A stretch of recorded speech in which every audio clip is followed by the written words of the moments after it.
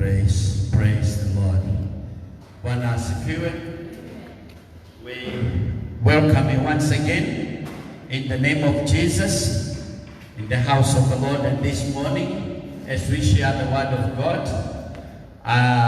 This morning we want once again to say this is the day that the Lord has made, and we shall rejoice and be glad in it.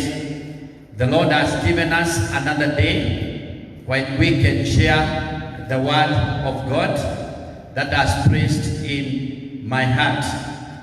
I want us to pray as we read, before we read the word of God. Let us pray. Our Father, in the name of Jesus, we thank you for this opportune time that you have given us to listen to your word this morning. We thank you for the way you have carried us throughout the week, and the way, Jehovah God, you have been with us. We thank you for the strength of the mind, strength of the body. Thank you for the good time that you have given us. And thank you, Jehovah God, because you have provided for us food, you have given us, you have even protected us as we engage in our daily chores throughout the week. And now you have given us another opportunity to come in your presence to worship you and even to listen to your word. As I speak your word this morning, I pray that Jehovah God, you may quicken my mind and you give me utterance to speak the word that comes from you for your own glory, so that your people might be healed, may be encouraged, your people might be revived in their lives in the name of Jesus. Thank you because you know each one of us and you know our needs. You know, Jehovah God, what each one of us need this morning. And therefore I pray for that family. I pray for that man. I pray for that woman. I am praying for that child that is watching this morning. And I am praying for that person who has been sick or in his or her hospital bed. And you know them. Some are suffering, some are in pain. But Jehovah God, you have given them opportunity to listen to your word this morning. And I pray that you may visit each one of us as Jehovah, according to your riches in glory, and you meet each one's need. And thank you, Lord, because you are doing it. Thank you, Lord, because you are ministering to us. Thank you, Lord, because you are coming through for each and every one of us. And therefore, Lord, this morning I invite you as we read your word of God together. In the name of Jesus, I pray. Amen. This morning I would want to speak on a topic that is very close to us, and that is very important, and it is the topic of love. And my title, the title of my message today is The Indispensable Love. The Indispensable Love. And our text is coming from the book of Luke. Is coming from Luke chapter 10. Luke chapter 10. We are going to read from Luke chapter 10 from verse number 25. Luke chapter 10 from verse number 25. The Bible says, on one occasion, an expert of law stood up to test Jesus. Teacher, he asked, what must I do to inherit eternal life? What must I do to inherit eternal life? Then Jesus, what is written in the law? He replied. How do you read it? He answered, love the Lord your God with all your heart, with all your soul, with all your strength, with all your might, and love your neighbor as yourself. You have answered correctly, Jesus replied. Do this and you will live. But he wanted to justify himself, so he asked Jesus, and who is my neighbor? In reply, Jesus said, a man was going down from Jerusalem to Jericho when he was attacked by robbers. They stripped him, beat him, and went away, leaving him half dead. A priest happened to be going down the same road, and when he saw the man, he passed by on the other side. So too a Levite, when he came to the place, he saw him and passed on by the other side. But a Samaritan, as he traveled, came where the man was. And when he saw him, he took pity on him, and he went to him and bandaged his wounds, pouring on oil and wine. Then he put the man on his own donkey, brought him to an inn, and took care of him. Then the next day he took out 2 denarii and gave them to the innkeeper. Look after him, he said, and when I return, I will reimburse you for any extra expense you may have. Which of you, of these 3, do you think was a neighbor to the man who fell into the hands of a robber? The expert in the law replied, the one who had mercy on him. Jesus told him, go and do likewise. As I said, I am speaking about love today. And the text that we have just read, we hear it is an expert of law who wanted to test Jesus, and he asked Jesus how he can inherit eternal life.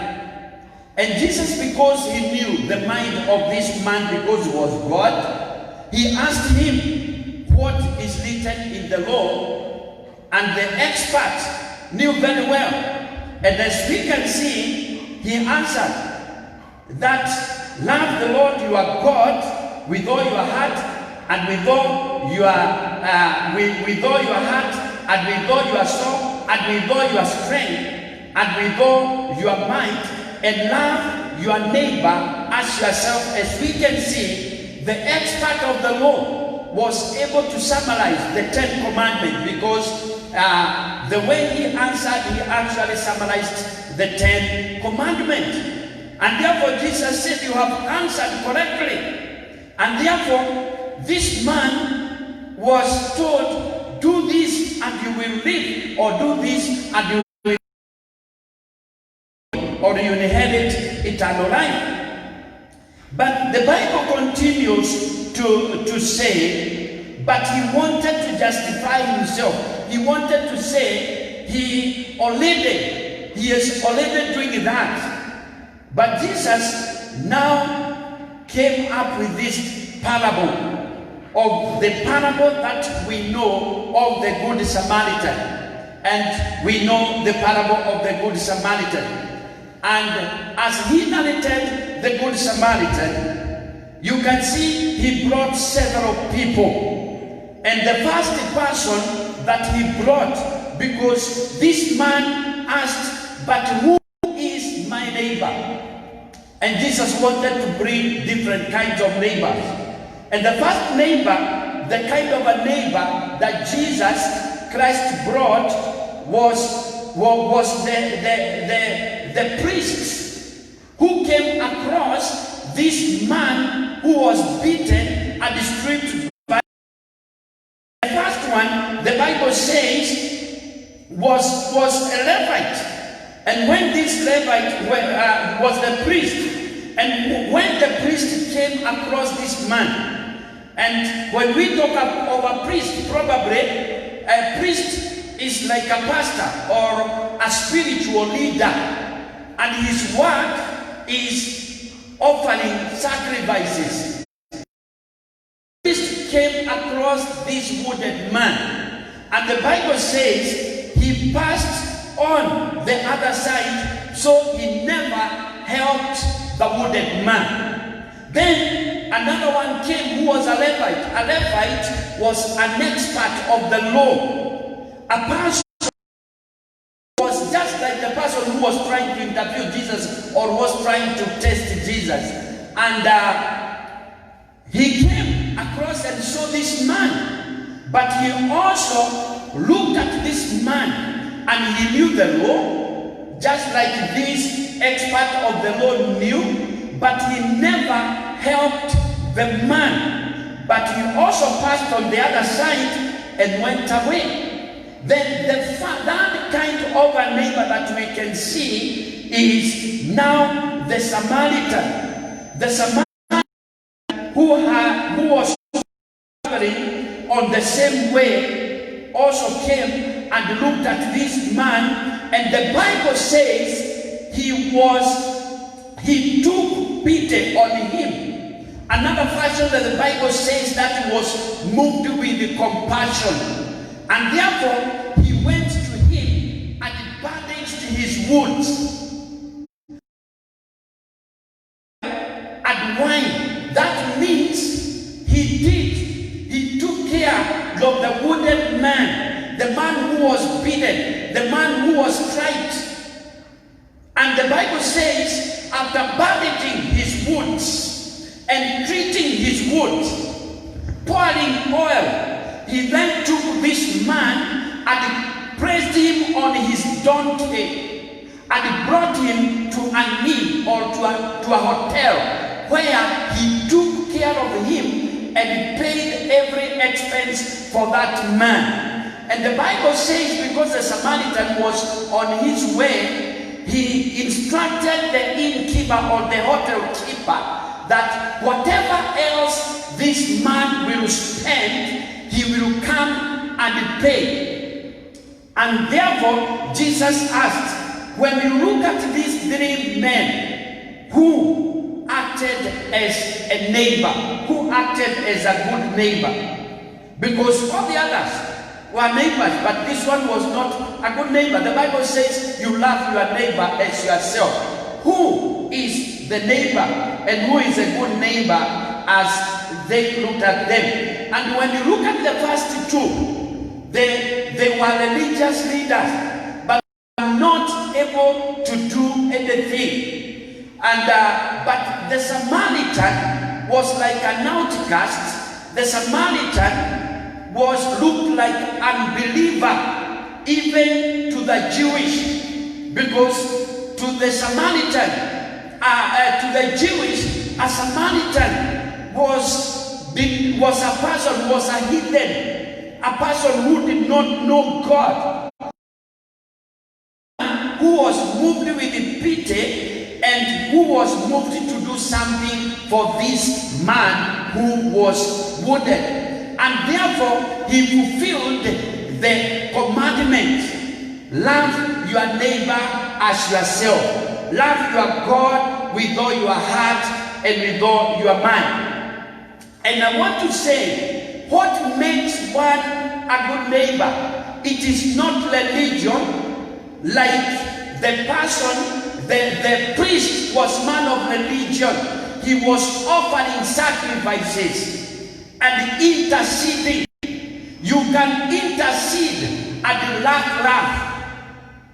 You can offer your offerings, but still love in you is not practical.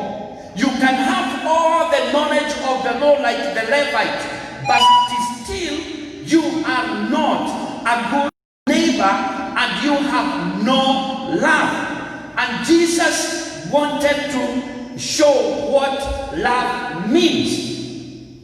And as I was thinking about this, I was asking myself, what is love?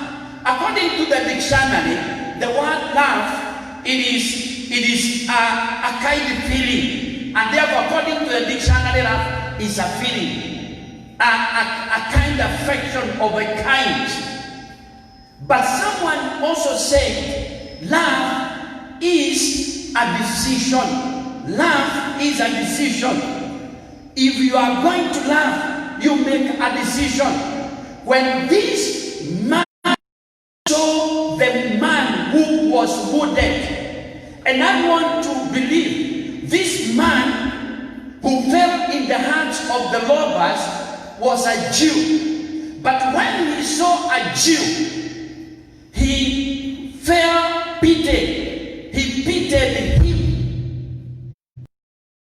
And he was moved to do something. He was moved to do something. So he decided to do something. And therefore, if we are to inherit the kingdom of God, I want to say love is indispensable. Love is indispensable.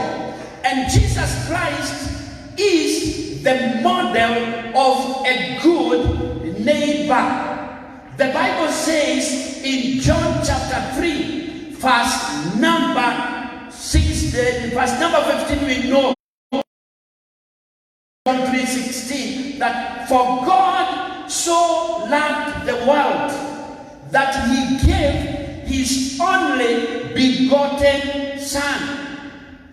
For God so loved the world. And the Bible shows that God decided to love the world. God loved the world.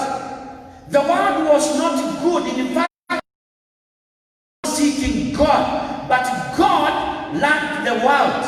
Therefore, he sent his only begotten Son to come and die for the world, so that whoever will believe in him will have eternal life. So the Bible says all of us have sinned or have sinned, and they have fallen short of the glory of God. So we were not lovable because we had sinned. We were separated by God from God by our sin. But although we were unlovable, God loved us and took his Son and gave him a sacrifice so that he may buy us back. So love is indispensable.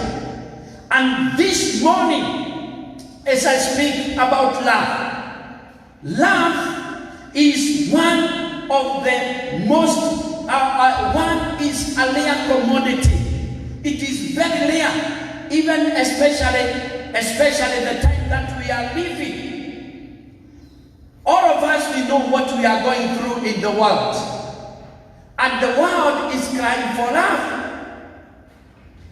Something that is opposite of discrimination. We have seen the riots that have been going around the world, especially in America, because blacks are feeling discriminated. They feel persecuted. They feel bad that they are not loved by whites. They are persecuted, and you can see the kind of skirmishes that is going through. We have also experienced here in Kenya the killings that goes around and the strife between the common humanity sometimes, even with the law, and you feel like there is no love. Why are we having a lot of corruption even in the world today, and even in our country, Kenya? That even when, like now, there is a lot of money that has been donated to take care or to calm this menace that we are talking of, COVID-19. But sometimes you hear there are squabbles and people are also complaining. Some people somewhere might be misusing this money. We have also had people even eating the money that is given to the old, even diverting money to their own account, because love is a rare commodity. We have families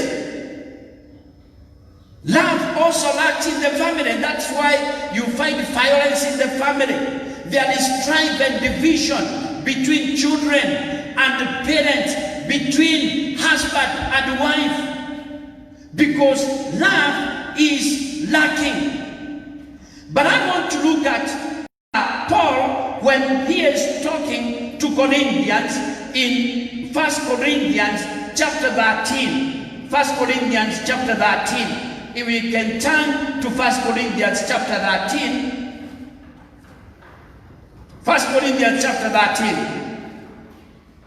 And I want us to take some time in 1 Corinthians chapter 13, because chapter 13 is the chapter of love, and it is talking of indispensable love. And when Paul was writing 1 Corinthians chapter 13, he was coming from the point of service. He was talking to the church, and more specifically, who were ministering in the church. He was talking to born-again Christians, people who knew God, but something was lacking even in their services. Something was lacking even in their church. And therefore, he started in 1 Corinthians chapter 12, where he is talking about unity and talking about the body. And he's saying, all of us in the church, we are the body of Christ. And we are members of the body. And in 1 Corinthians chapter 12, he talks of unity in diversity. And he's saying all of us are members of the one body. And what we do not compete with one another, but we complement one another. And the role that we have in the church is a complementary role. And one is heart, the other one is the eye, the other one is the leg, but all of them, members of the body, they work for the common good. And no one can claim, the foot cannot claim that I am the body. The eye cannot claim that I am the body. And therefore, he was advocating something he called unity in diversity. Though we are many, we are one body. And therefore, he was saying none of us in the body of Christ is indispensable. We need one another. The eye needs the leg needs the head. All of us, we need one another.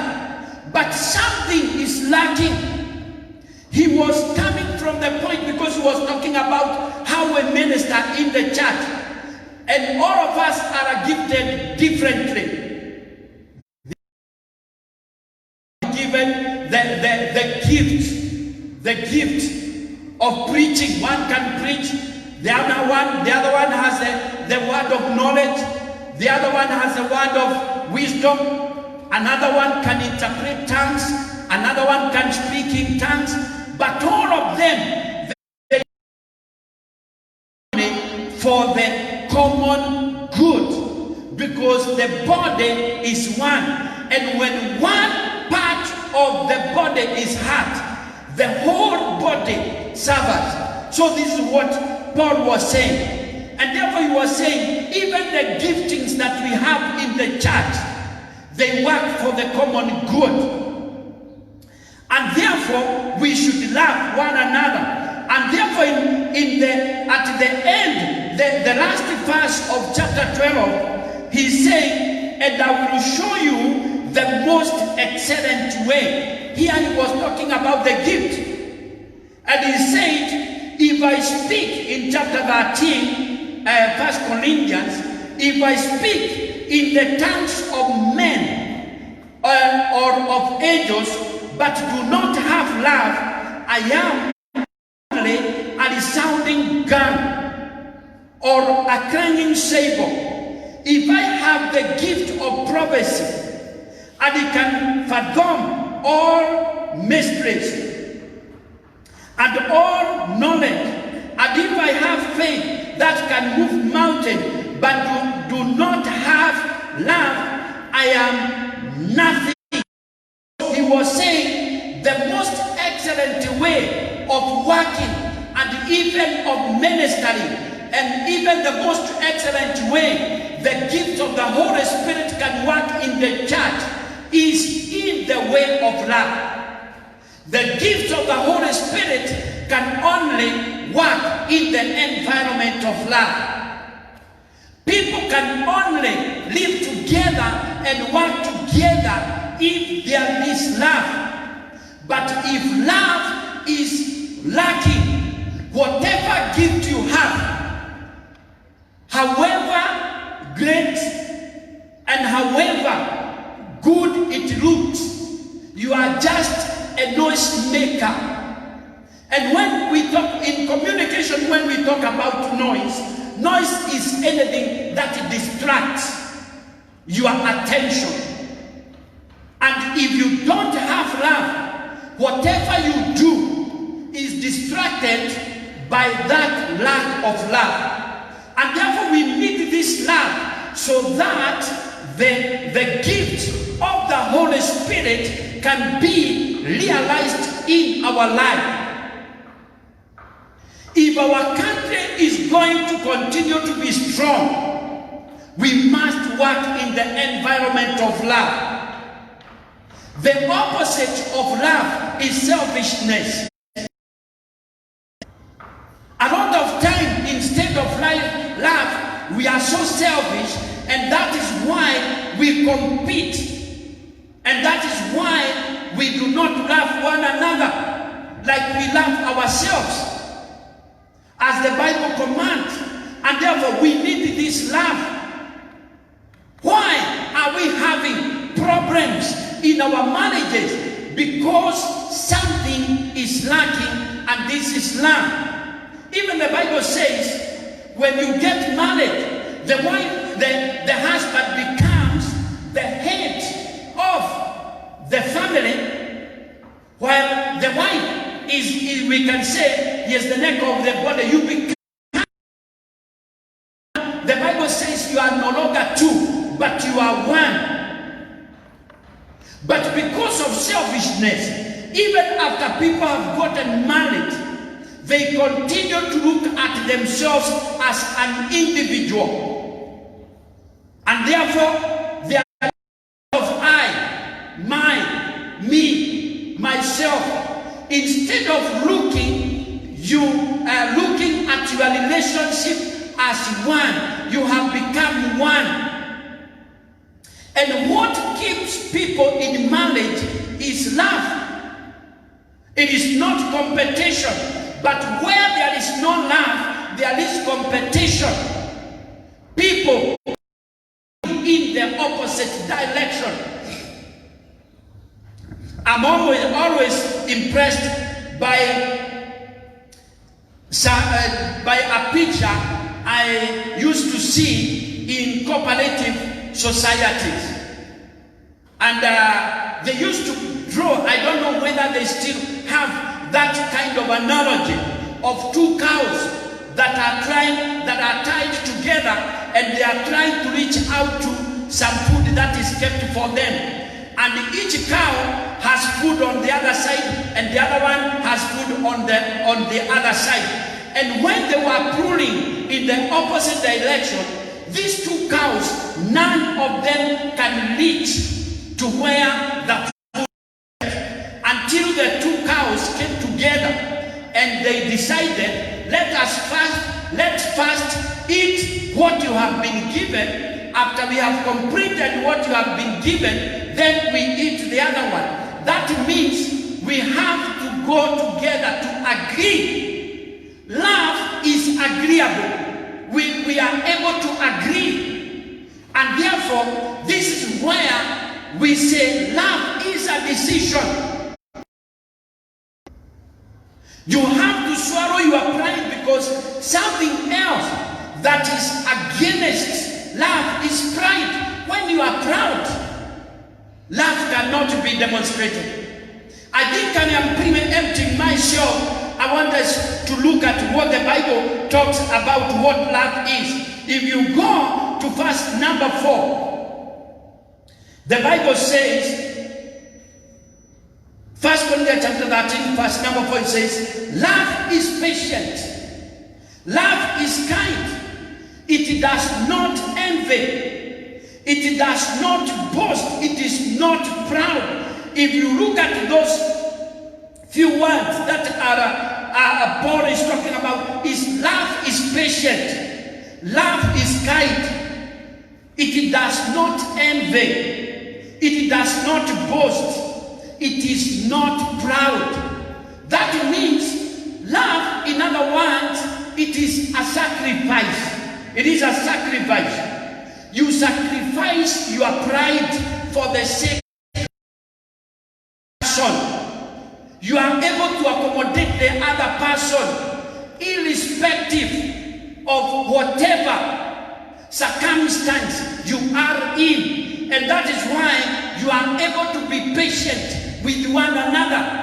As we live together in the country, in the church, in our marriages, in the places of work, at times you'll be called upon to be patient with your brother or sister, because we are not perfect. Man is not perfect. Only God is perfect. Even we say in marriage, angels don't.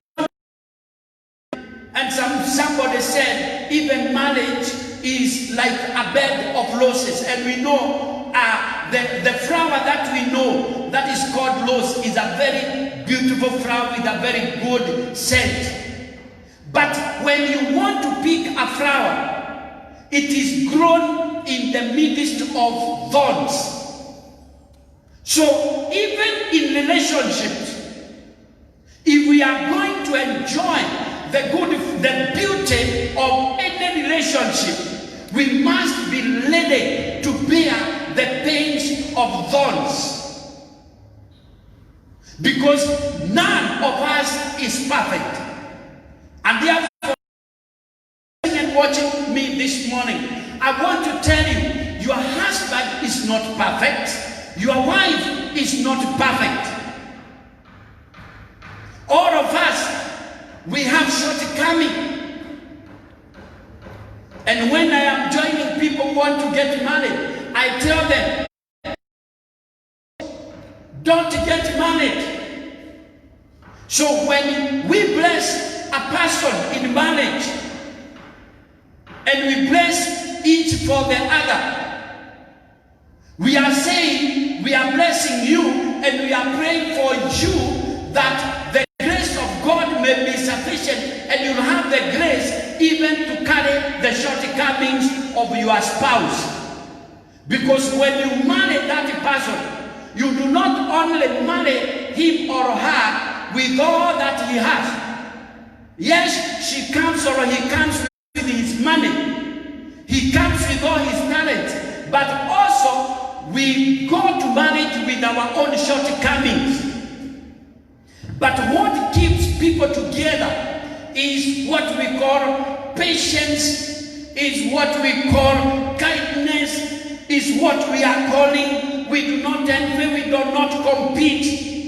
We swallow our pride so that we can accommodate one another. We don't compete, and we become one. And we capitalize on the weaknesses. We capitalize on the strengths of one another. First love. Capitalize on weaknesses. And we thank God today as I speak, because the Lord is ministering to someone. The Lord is ministering to a certain relationship that is becoming sore because of competition that has cropped up even in your marriages. But I want to tell you this morning, love is also healing. And when you plant love, you sow love, you live love.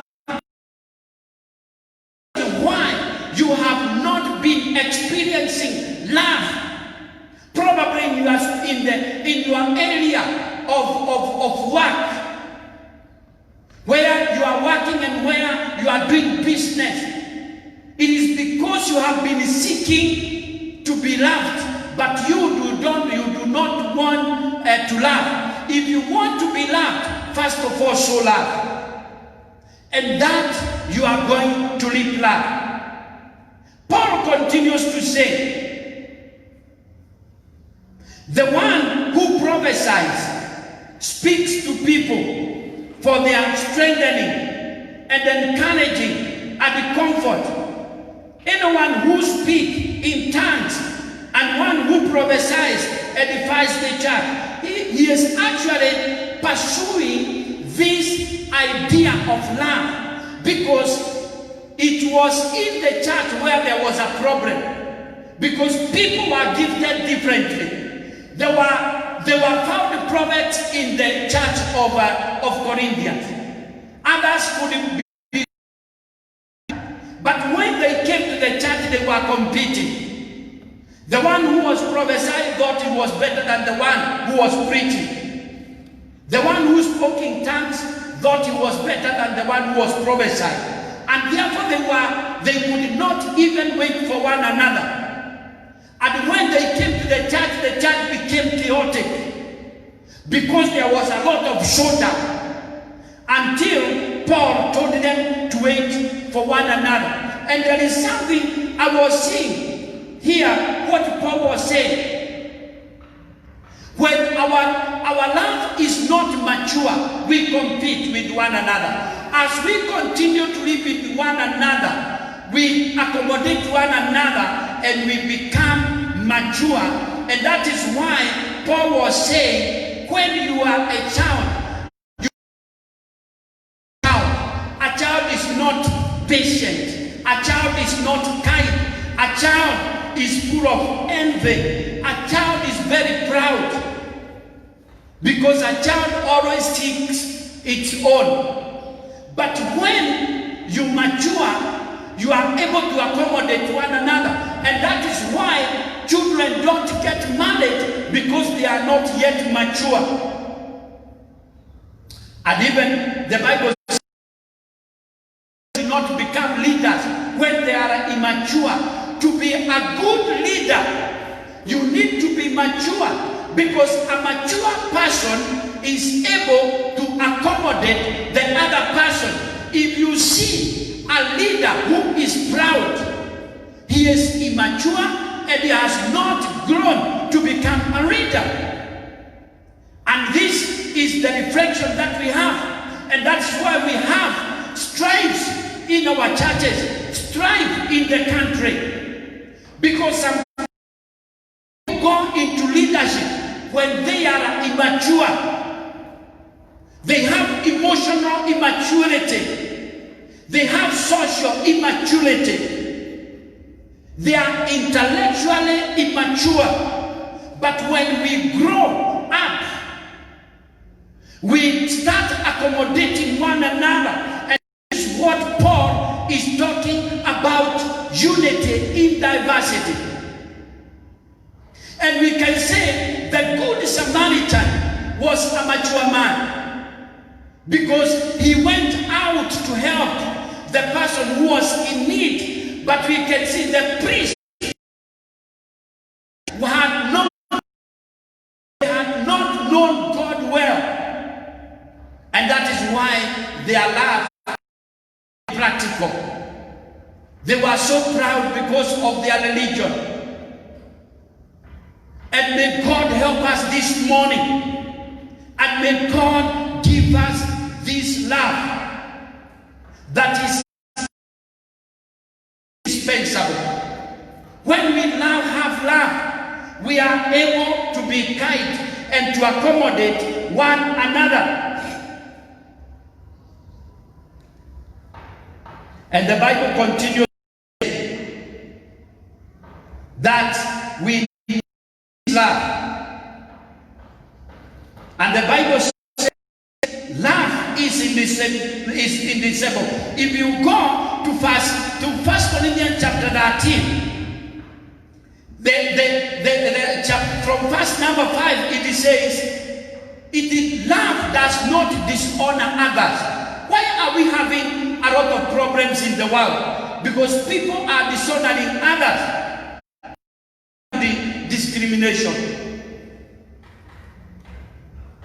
It is people because they do not have love. Love is not self-seeking. It is not easily angered. When you mature in love, you are not easily angered. You are not provoked into love.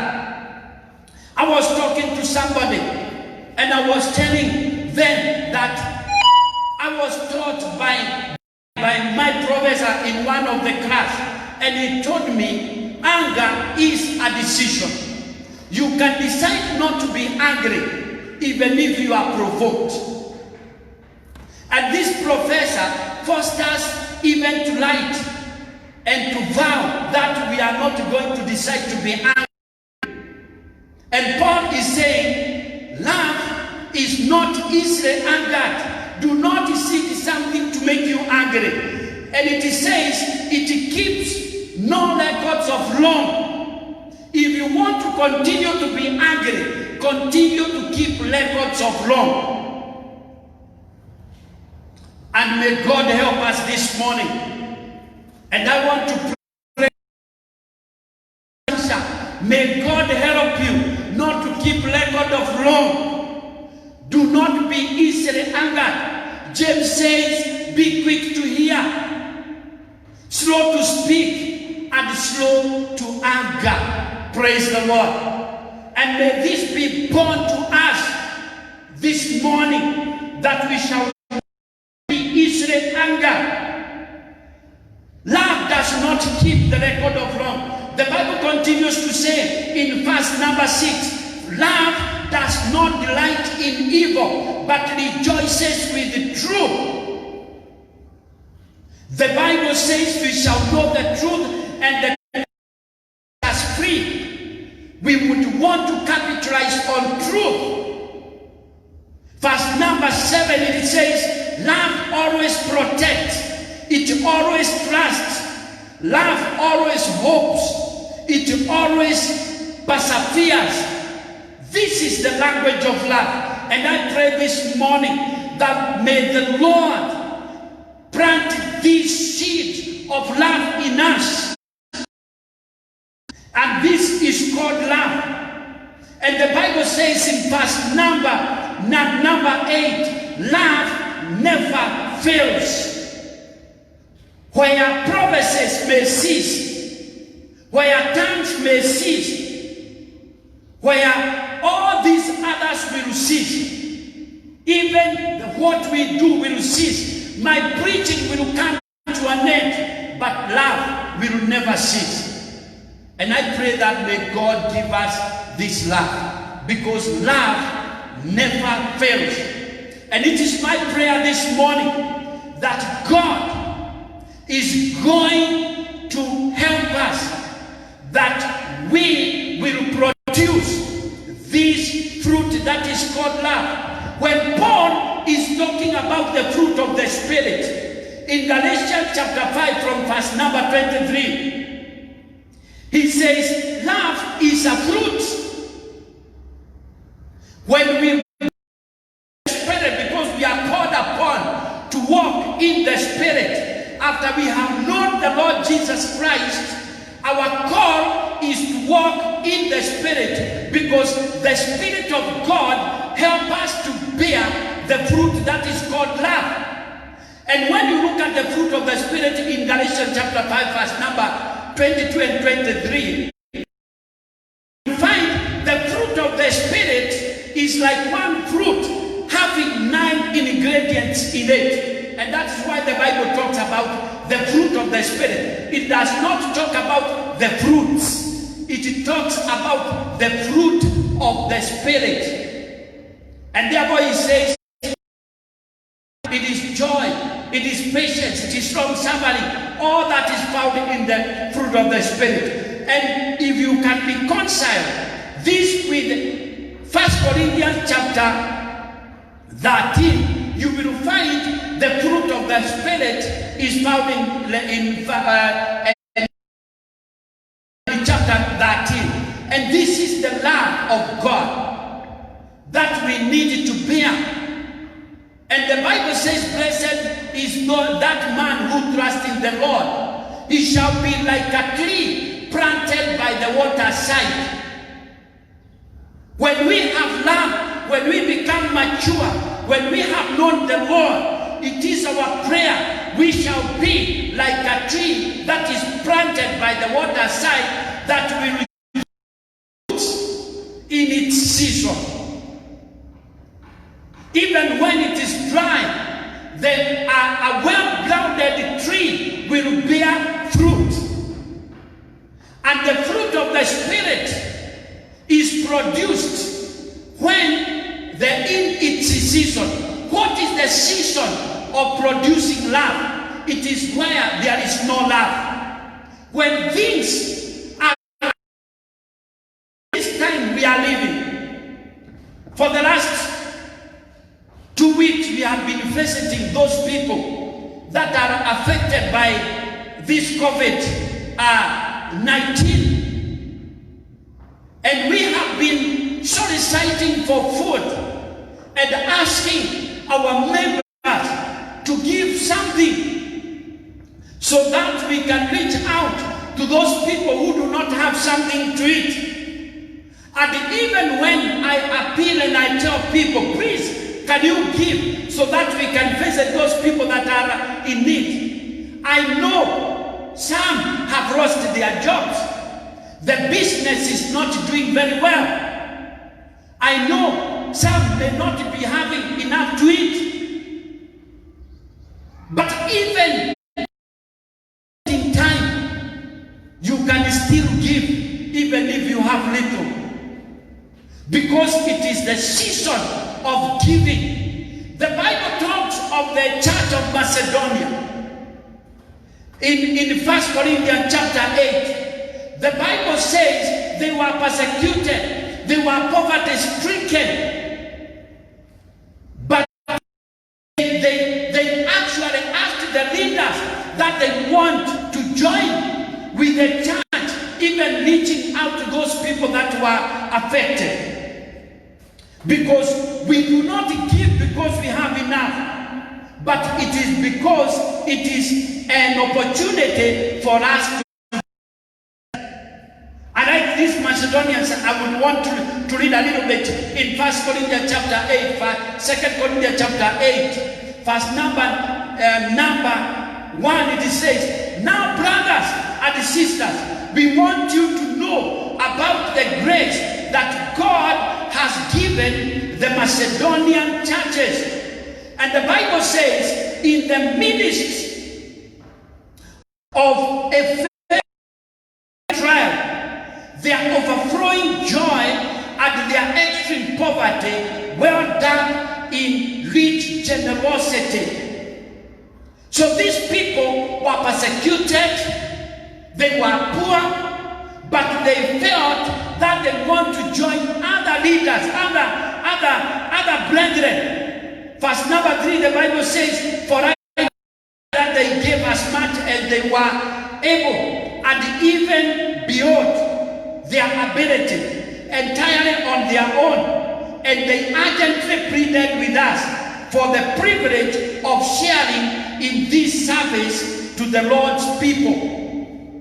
So when we are giving and we are visiting those that are poor, it is not because we have enough. We are not giving leftovers. We are sharing. Praise the Lord. And I want to challenge us, even at this time, wherever you are, during this difficult time of COVID-19, probably your neighbor is not having enough to eat. Probably somebody in your church is not having enough to eat. Probably in your church there is an appeal that you give. It is the high time. And I'm speaking to my members who are listening to me this morning. We started visiting some of our members.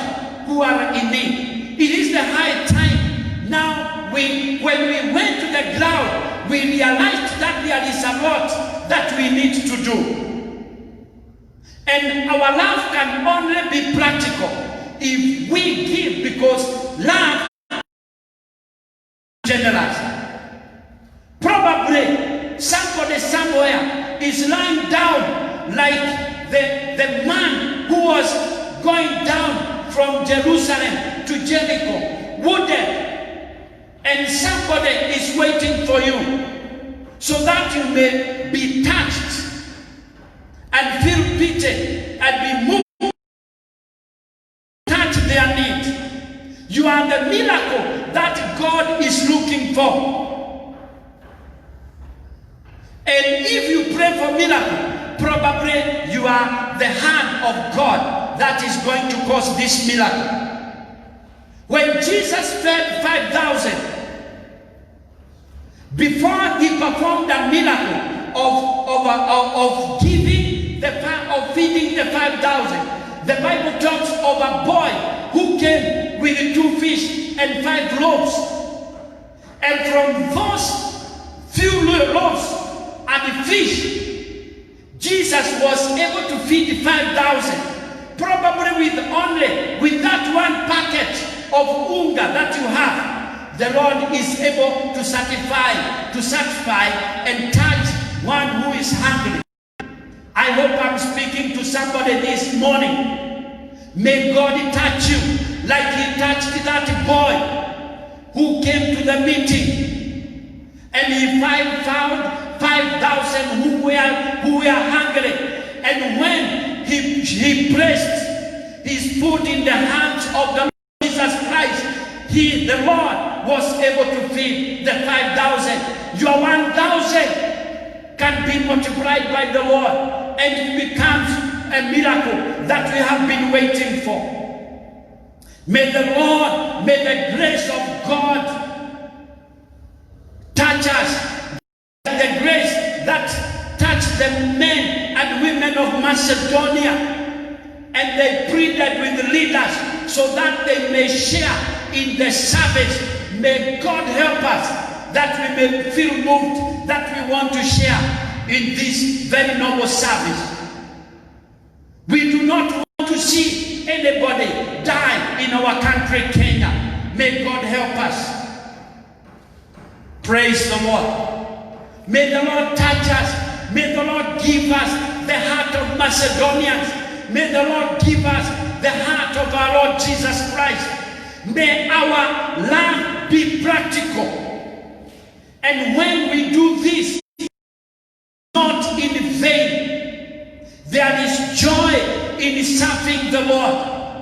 There is joy in serving the Lord in love. And this love is indispensable. The Lord is waiting for you to take a step. And when you take a step, then he will carry you through. So this morning, I'm talking about indispensable love. And our love needs to be practical. It is a time for us to bear fruit now. And this is the fruit that is called love. Because love is what will remain after everything else has gone. And may God help us this morning. I don't know what you are going through. I don't know the kind of struggles that you are going through. But the Lord knows you. The Lord understands you. As I come to finish, I want to say, and the Lord knows what you desperately need. He knows the kind of He knows your struggles. Probably you have problem in your marriage. God knows. You are the seed. You are the person with the seed. May that is planted by the waterside. May you start producing that fruit that will cause the difference. You have a seed of God, and the seed of God is love. And this love, and in a seed, when you see seeds, you should see forest.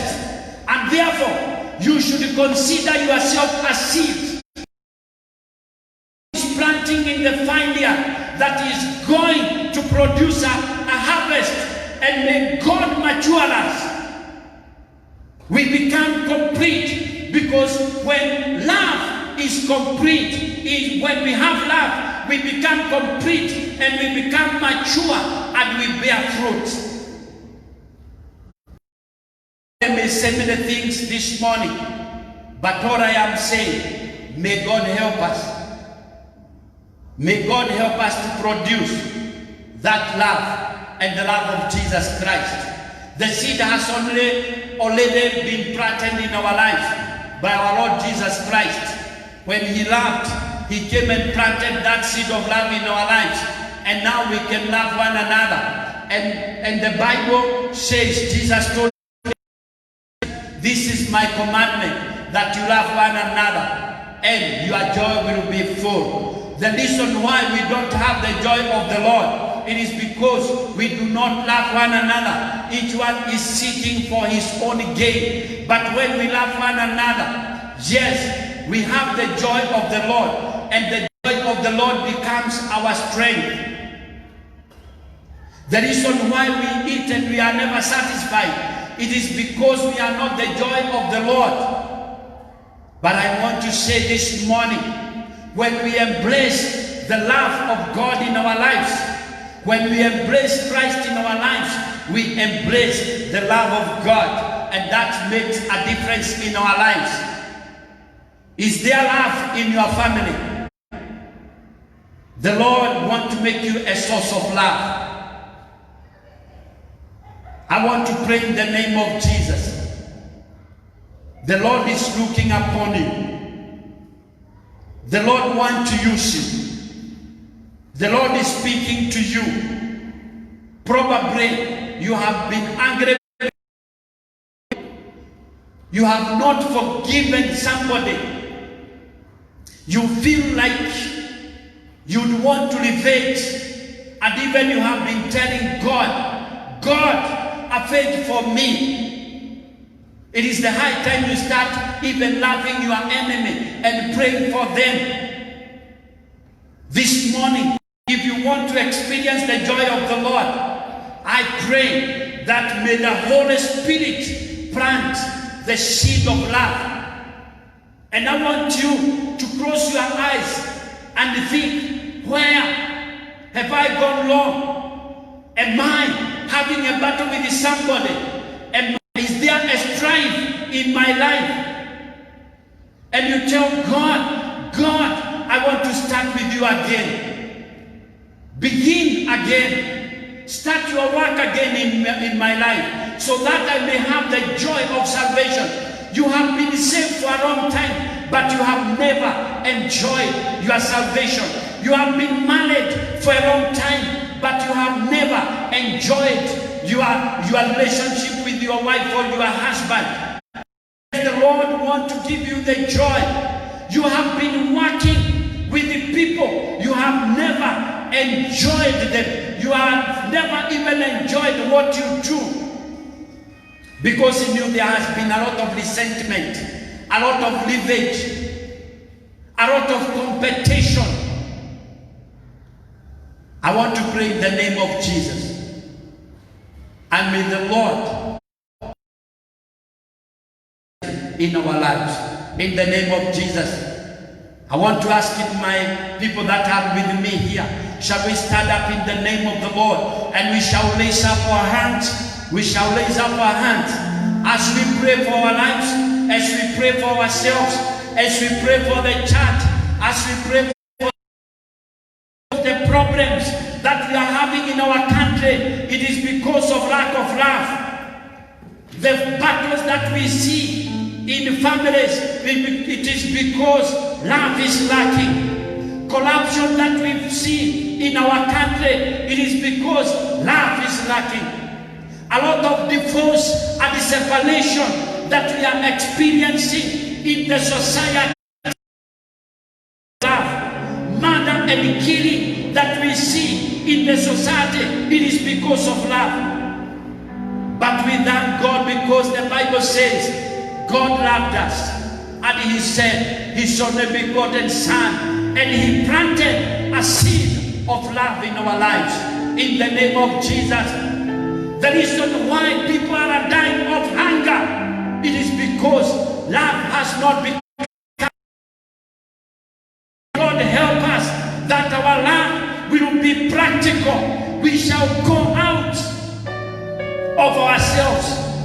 We shall be able to give our money, to give our food. We shall be able to reach out to those people that are in need. There are people that have been poverty stricken. Others are suffering because of floods. But Jesus is calling upon us in the name of the Lord. To be blessed.